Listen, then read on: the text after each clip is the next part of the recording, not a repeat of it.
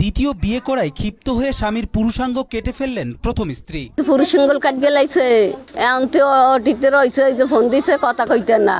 ঘটনাটি ঘটেছে গোপালগঞ্জের কোটালীপাড়া উপজেলার কুশলা ইউনিয়নের নৌকাতো গ্রামে। ৩রা ফেব্রুয়ারি রাতে স্ত্রী রেশমা বেগম স্বামী রুবেল সর্দারের পুরুষাঙ্গ কেটে ফেলেন।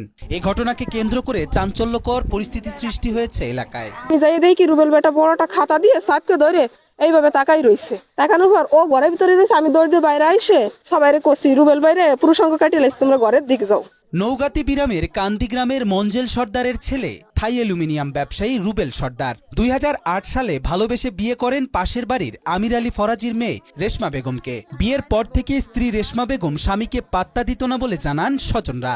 আর এ নিয়ে স্বামী স্ত্রীর মধ্যে ঝগড়া লেগেই থাকতো।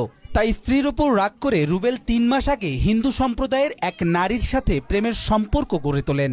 এরপর বিয়ে করেন তাকে। কিছুদিন লুকিয়ে থাকার পর জানাজানি হলে প্রথম স্ত্রী রেশমার চাপে দ্বিতীয় স্ত্রীকে ডিভোর্স দেন রুবেল। সবশেষ ৩রা ফেব্রুয়ারি মধ্যরাতে রুবেলের চিৎকার শুনে বাড়ির লোকজন ছুটে গেলে রেশমা স্বামীর পুরুষাঙ্গ নিয়ে তার ২ ভাই ও দুলাভাইয়ের সঙ্গে মোটরসাইকেল যোগে পালিয়ে যায়। এ সময় স্বামীর পুরুষাঙ্গ ফেলে রেখে যায় স্ত্রী রেশমা। আমাদের ওই পাশের ঘর একটা চিক শুনছি, চিক শুনে আমরা দরজা খুলে দৌড় দিয়ে আসি দেখি রেশমা মানে রুবেল বার বউ ওই পর্যন্ত গেছে। ওর স্বামী সাজসাজ্জা করছে, তুই আমার বাইরে কি হয়েছে, তুই চলে গেছিস। বলছে যে তুই ওদিকে যা, রুবেলের পুরুষাঙ্গ কাইটে ফেলেছে, রেশমারে ধরতে পারস নাকি দেখ। আমি রেশমারে ধরতে করছি, তার রেশমার তো পাওয়া যায়নি। রেশমা আবার শুনছি কি এখানে কি একটা মোটরসাইকেল ছিল, এই মোটরসাইকেলে ওই মহিলা একটা পুরুষ ওর বোনাই রেশমার। রুবেলের পরিবারের দাবি তাকে খাবারের সঙ্গে ঘুমের ঔষধ মিশিয়ে তার পুরুষাঙ্গ কাটা হয়েছে।